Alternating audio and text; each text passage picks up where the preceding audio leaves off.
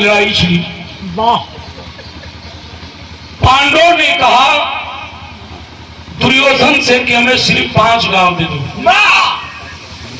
दुर्योधन ने कहा कि 5 गांव की बात करते हो, हम सुई के नोक भर तुम्हें जमीन नहीं देंगे। आखिर भाई है, जब 5 गांव के बाद तो दे दे की चाहिए। दुर्योधन नहीं माना, और नहीं माना तो भाई भाई में बातों विवाद छिड़ा और महाभारत होगी लो पंचे। एक तरफ कौरव दल तो एक तरफ पांडव दल।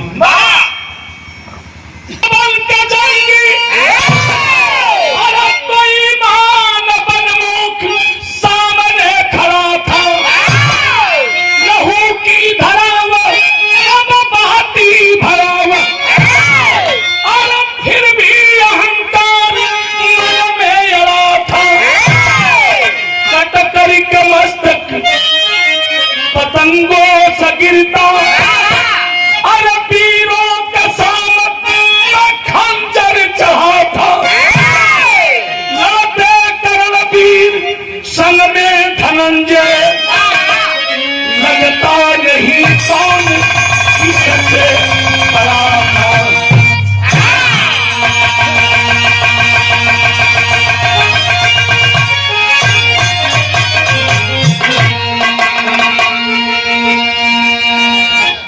लड़ते समर में कर्ण वीर अर्जुन, लगता नहीं कौन किससे बड़ा था।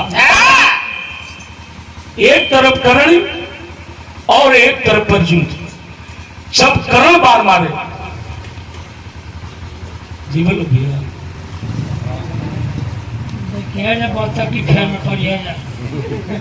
ना दोस्तों ने बेटे। हाँ इस सला रामायण महाभारत के तना बसा। हाँ ना निकला कल जला की जहाँ निमन बात बाउर लगे आज जहाँ बाउर बात निमन लगे वही जैसे पंच विनाश के शुरू हो जाए। खैर तनी विराह से दिमाग नहीं हटाए। एक तरफ कर्ण और एक तरफ अर्जुन हुए। जब कर्ण बाण मारे तो अर्जुन के रथ बात 3 हाथ पीछे जाए। जब अर्जुन बाण मारा तो रथ कर्ण के बाद 18 हाथ पीछे जाए। भगवान कंस बार कर्ण बा कन्हैया जब चाबासी देश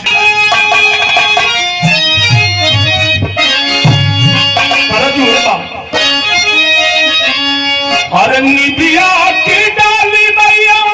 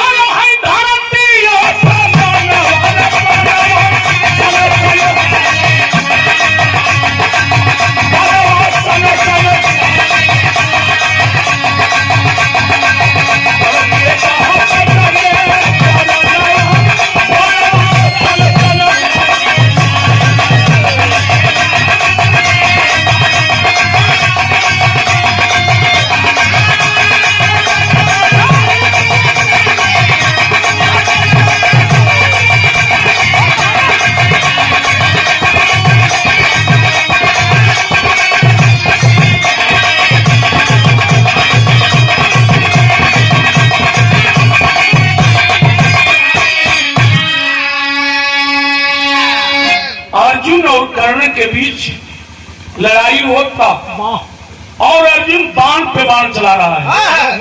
वही समय विराह सुनने वाले बाबूजी कर्ण के रथ के चक्का बात वही कुरुक्षेत्र में धंस गए। कर्ण हाथ उठाया, अर्जुन मान लो बाण मत चलाओ। और ये लड़ाई का नियम नहीं है कि निहत्थे प्रवार किया जाए। और रथ के चक्का धसला के भी कारण रहल। जौना समय विराट राजा के पास ये पांचों पांडवा अज्ञातवास में छिपा रहे। वही समय दुर्योधन को पता चल गया और दुर्योधन कर्ण को भेजा। आज जब कर्ण पता लगावत गईलन वही जंगल में बात उन जब गाय चरावत हुए गैयन के आर देख के बाद उन पांडवों भगलन। आज जब भगलन तक कर्ण एक बाण मार दे। आज जब बाण कर्ण मारा गैया जाकर पाके में हिल धस गईली। जना के मनी के भोजपुरी में कहले जा कि गैया खांग गईली। एगो खुरपाका रोग कहल जाला। वह खुरपाका रोग गैयन के हो गई। गैया बिलाप कली तो जाओ कर। आज हमनी के बात उन जैसे बिलाप का तंजा मूर्छा चढ़ी वैसा तोहरो कुछ काम नहीं करी। वही गैयन के श्राप लगल और वह बात उन कर्ण के रथ के चक्का वही कुरुक्षेत्र में फंस गए। कर्ण एगो बात कहलस का अरे तो कर्ण के ढासल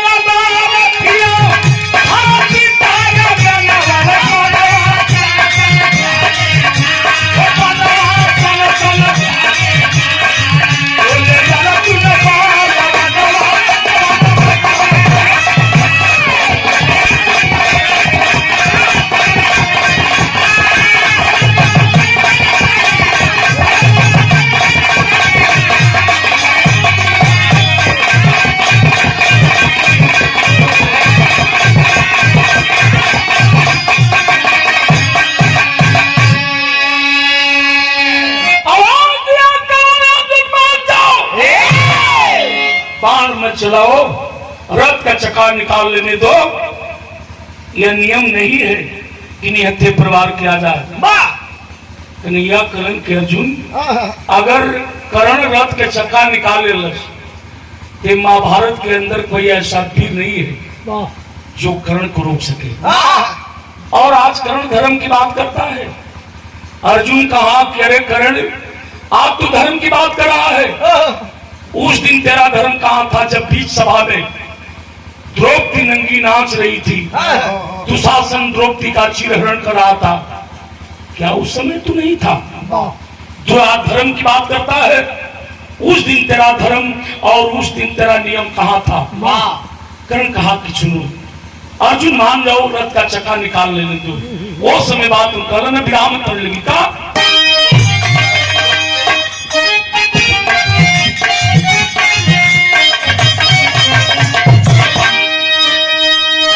दोनों में हरारू का वो साड़ी ना पहने। पहरावा देखते बड़ा यहाँ लोग के तो यहाँ लोग के पहराव में आज में बड़ा फर्क है। ओढ़नियों लगावे के कोई तरीका होला। अगर यहाँ लोग के तरीका तो बस अरे वाह लगा के बस हाथ कटिंग ओढ़नी लगावे के बाद ऐसे लगावे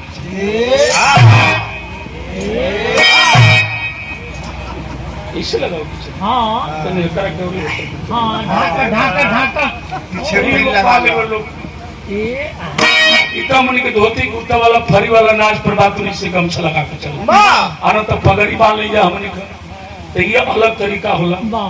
तो कम से कम सुषमा जी सभ्यता बड़ी चीज है। इसको संभालिए थाती है। ये जवानी जब आवेला ना तो बुझाला जवानी जब आई तो बुझाई कि मार दे के फेंक दोलिए भोस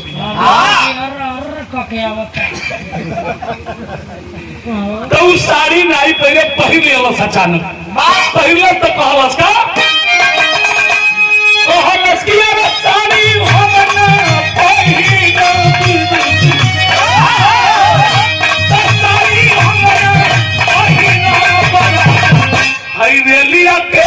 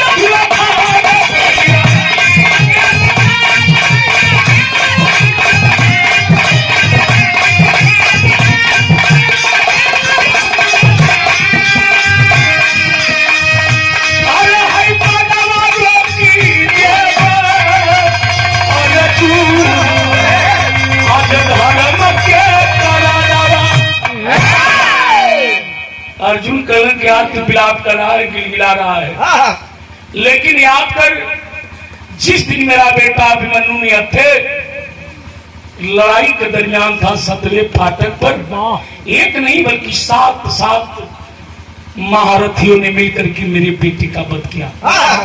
बताओ समय तेरा धर्म कहां था, तेरा नियम कहां था? आप तो धर्म की बात कर रहा है।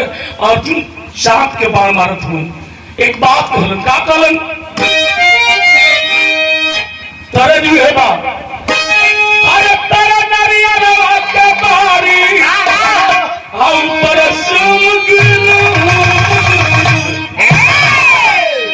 साहब हमर गाँव की का होई पूरी मिठाई, अरे का होई पूरी मिठाई रे, अब सतुआ भी न कर। लेकिन तरजिया ले मजा फिर हवा में का कल, अरे तेरा चुन बनावे सन बनावा, अरे अर्जुन चला सन बनावा, अगैला भी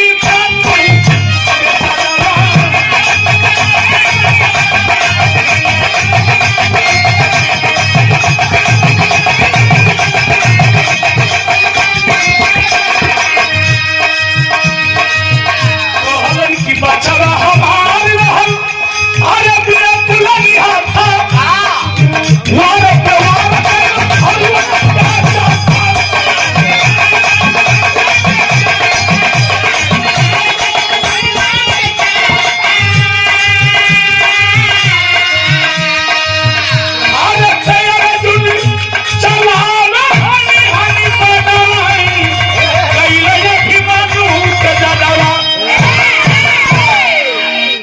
कहते हैं अर्जुन समझ जाओ, अगर चरा चूक हो गई, अगर करण आपन रथ के चक्का निकाल ले तो ये बोले कि अब तोहरो मान के बात ये महाभारत में करण को कोई रोक नहीं पाएगा। तब विरह के शैली में बतावे के बोले कैसे, अरे पिताई ना कोई बादल से होई, अरे तक गांधी करा उठी अर्जुन चला,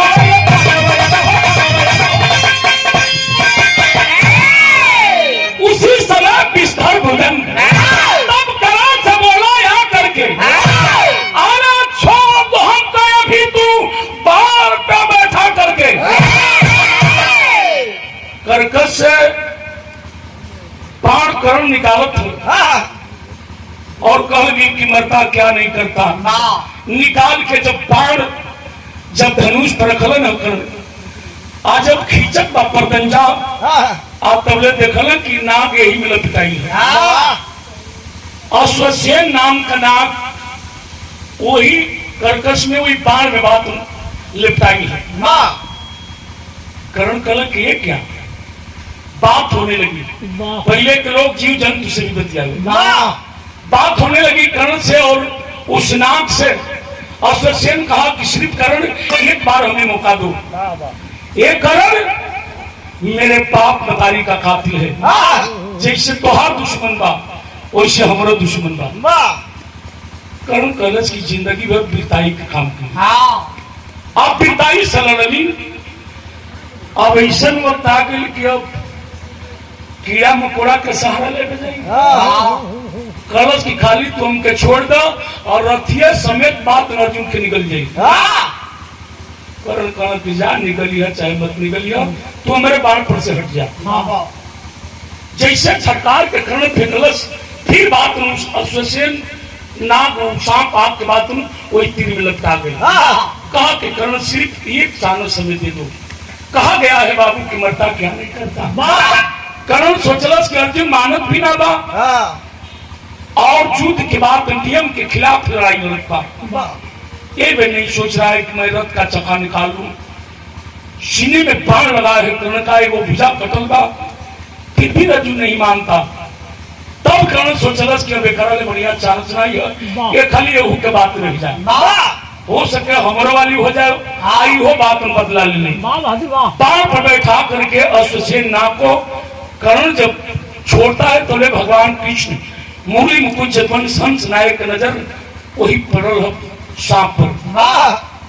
कन्हैया सोच मिलन क्यों हुई तो गजब हो गए। करण तो बाण छोड़ दिया, आई बाण चलल बा तो देखलन कन्हैया की नाक के फन एगो मुंह बात तुम जमीन पर है, एगो आकाश में कैले है। भगवान सोचे लगल कि अब तक गजब हो गए। तनी सा बिरा यही से चढ़ गई मास्टर। कैसे स्वर्गीय राम जो चचा दुनू उस्ताद अपनी जवानी के आलम में था। कौन गीत लगल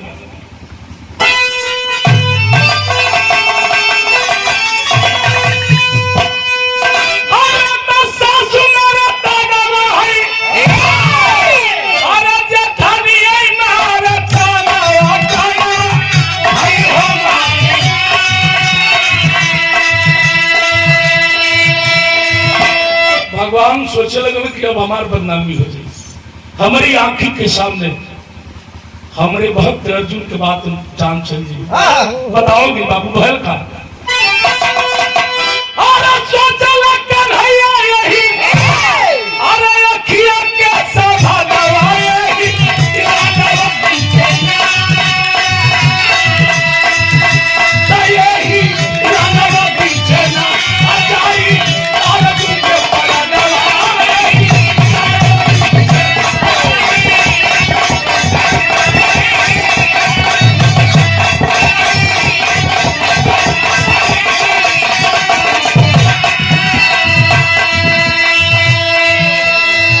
कहलन की कल बल छल से जदी अरे हम बची नहीं बे आ दुनिया मारी ताना कैसे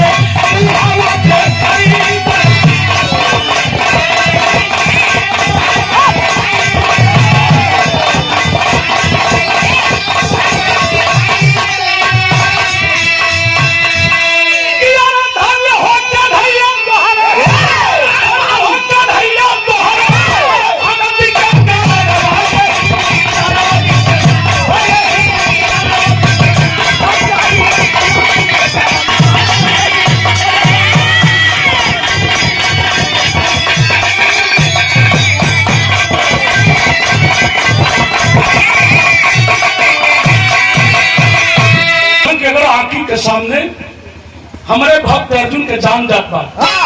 एक समाज में दुनिया में मुंह दिखावे लायक नहीं रहा। नाक और ससेन चला है। आज जब चलन तब भगवान ध्यान लगौलन ऊपरा ध्वजा प्रभात बजरंगी हुई। कहले बजरंगी अब हमार लाल तोरे हाथ में है। हनुमान जी जौने चपलन है आखिर लड़ाई के बाद रथ यही जमीन में हिले लगन। अब तले ससेन नाग आ गया।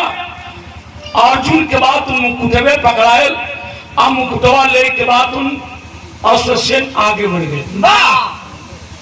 अर्जुन कहलन प्रभु अगर आप ना रहती तो सहजे में जान चली रही। ऐसा ही निकल गई रही रथे समेत। आप धन्य ही, लेकिन भगवान की नजर उनके भक्त करण पर है जो भगवान के आंख से झरझर झरझर आंसू चलता। अर्जुन कहना आप क्यों रोने लगे? कहते हैं अर्जुन तुम नहीं जानते, आज हमारे सामने एक ऐसा धुरंधर और ऐसा दानी भी इस दुनिया को छोड़ करके जा रहा है। कहलन का कहलन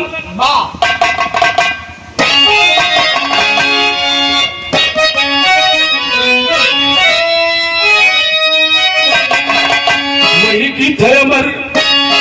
हर जब प्यार तो जब प्यार किया तो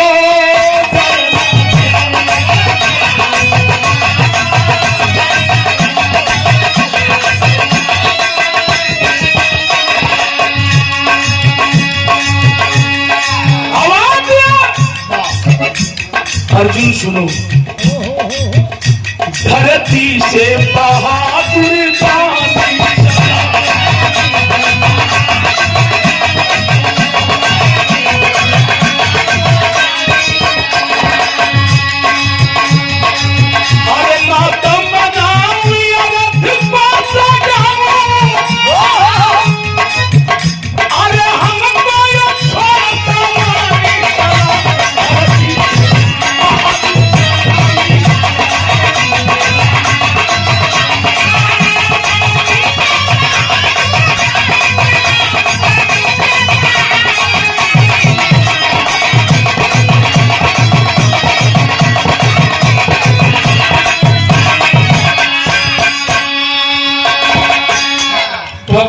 आंख में आंसू है, कहते हैं अर्जुन हरे कोई नहीं है अब ऐसा धुरंधरी, साचे कहूँ महाभारत के अंदर।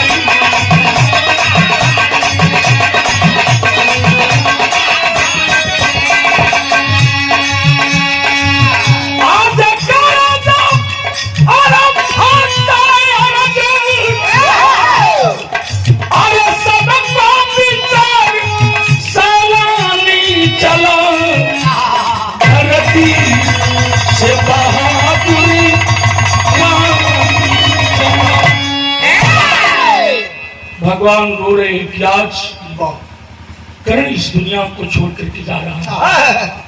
ऐसा वीर, ऐसा योद्धा, ऐसा दानी भी, और मेरे नजर में आज अम्मा भारत के अंदर कोई नहीं। हंस दिए अर्जुन, क्या बात कर रहे हैं प्रभु। भगवान कहते हैं कि अर्जुन तुझे विश्वास नहीं होता तो सुनो, मेरे साथ चलो चलो, आज मैं कर्ण से परीक्षा लेता हूँ। लेकिन ये भेष में ना, आपन भेष बदलन है, पूरा पिराहा के निचोड़ आल्हा में देवे के पड़ल। कैसे मास्टर?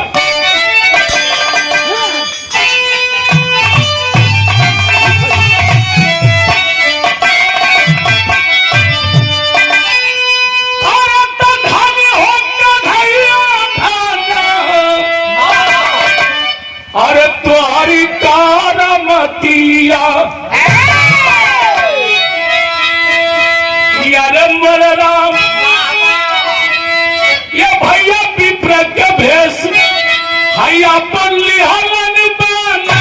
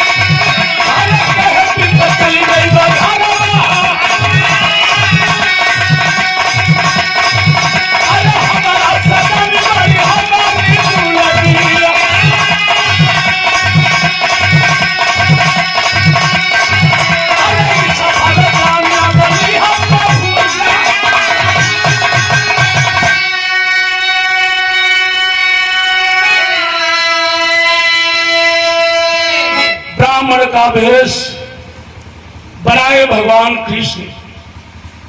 अर्जुन उस कुरुक्षेत्र में लहू लुहान कर्ण पड़ा था, खड़ा रहा था, और ब्राह्मण के भेष में गए और जाकर के कहते कर्ण कर्ण। जब कर्ण आंख खोलता है कराता हुआ, देखा मेरे सामने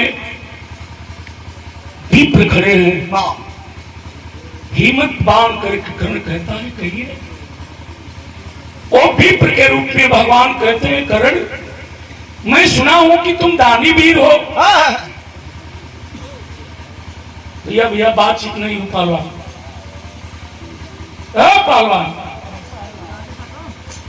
का बतियावत हो गरम में ही जब रही वो जाकर घर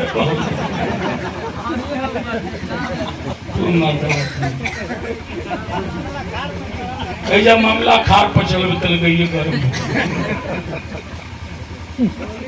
अब का बताई तो चला घूम जाए दूसरा और मामला तनी सुन ला।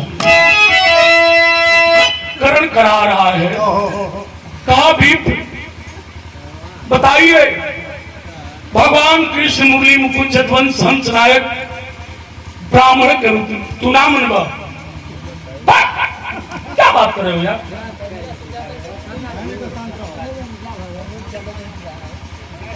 हम थोड़ा पर ध्यान दे, इतना लोगों के बात मूड डिस्टर्ब तो पसीना छुआ। हाँ? करण से भी कहते हैं करण तुम दानी वीर हो, बहादुर हो, और जब दानी वीर हो तो मेरी घर पर बेटी शान है। मैं एक गरीब ब्राह्मण हूं, मेरी समर्थ नहीं है कि मैं अपनी बेटी की शादी कर सकूं। करण हमें कुछ दान दे दो। करण कहता है कि दान, और इस वक्त जो मैं कुछ ही मिनटों का मेहमान हूं, मैं इस दुनिया को छोड़कर जाने वाला हूं। मेरे घर चले जाइए, मेरी दुल्हन भी दानी है, जितना धन चाहिए हीरा जवाहरात सोना चांदी ले लीजिएगा। विप्र कहते हैं कि नहीं करण, अगर तुम दानी वीर हो, अगर दान देना चाहते हो तो इसी वक्त और अभी तत्काल मुझे कुछ दान दे दो। करण मर जाओगे, दानियों में से तेरा नाम कट जाएगा करण, अगर दान नहीं दोगे तो। करण कहता है ठीक है विप्र, आपको दान चाहिए तो मेरे दांत सोने का है, वो पत्थर उठा करके हमें दे दीजिए, मैं अपने दांत को तोड़ करके आपको दान में दे दूं और बेच करके अपनी बेटी की शादी कर लेना।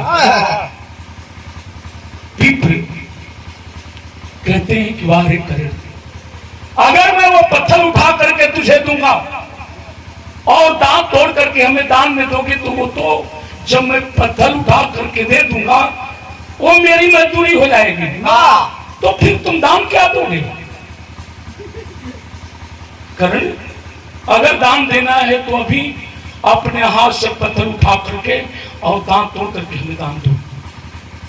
करण आगे बढ़ा, सीने में बाण चुभता गया, लहू लोहान करण जा करके पत्थर को उठाया, लोटियात करण गया और जाकर पत्थर उठा के अपने मुख पर मारा, 32 दांत बात नाग लजूरी में, खून से लथपथ दांत।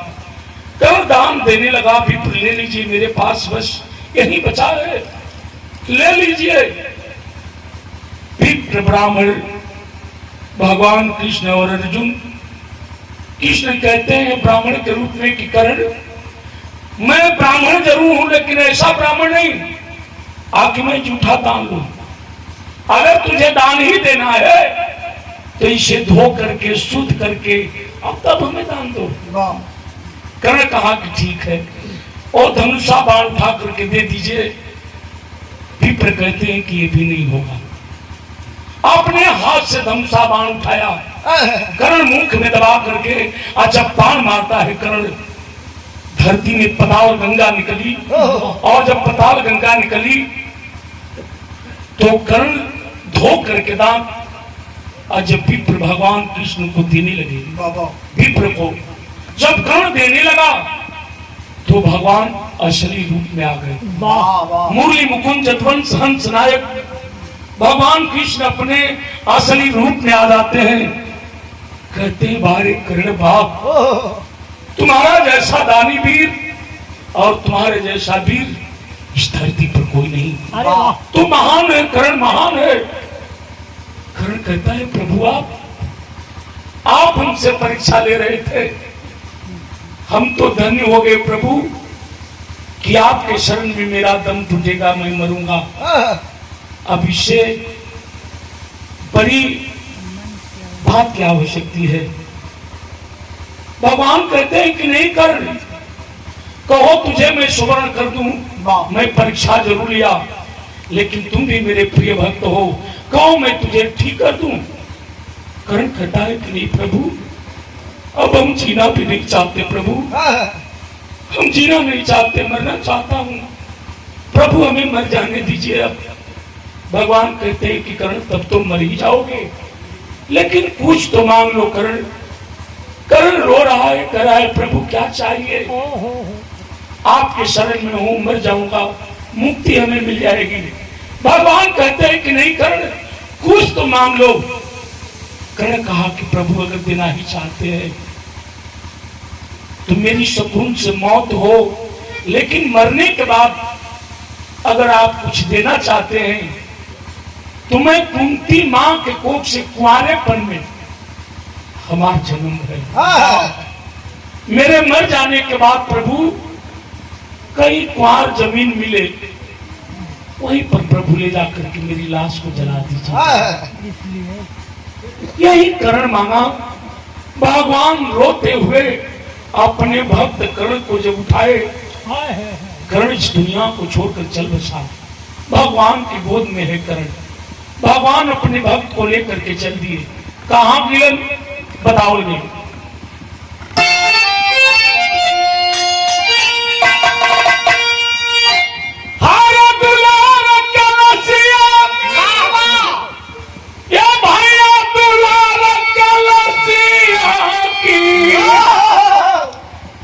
हाई करड़ा दुलार के लसिया हम लइके घूमे माता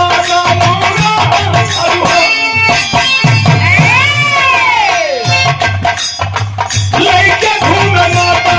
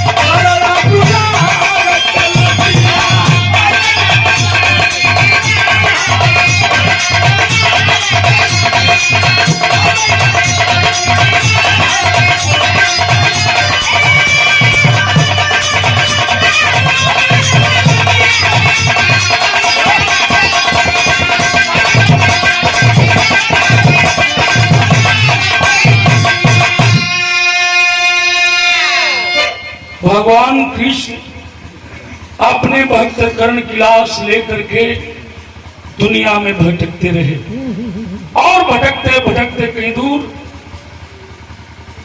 गुजरात प्रांत में गए, जो ताप्ती नदी के किनारे, जो उनके आज मणिकर्णिका घाट के नाम से प्रसिद्ध है। वही आज स्थान मणिकर्णिका घाट बना है बाबू। वही ताप्ती नदी के किनारे सुई के नोक भर जमीन पोलन है, सरसों भर। आज जब सुई के नोक भर खुआर जमीन पोलन, तो भगवान कलिलन का और सुई के नोक जमीन तब पाया, और सुई डर हथेली रखी अपने भक्त को जलाए की, अरे करड़ा दुलार कलसिया, अरे करके बताना दिहले जाओ, करके बताना दिहले जाओ, अरे दुलार कलसिया।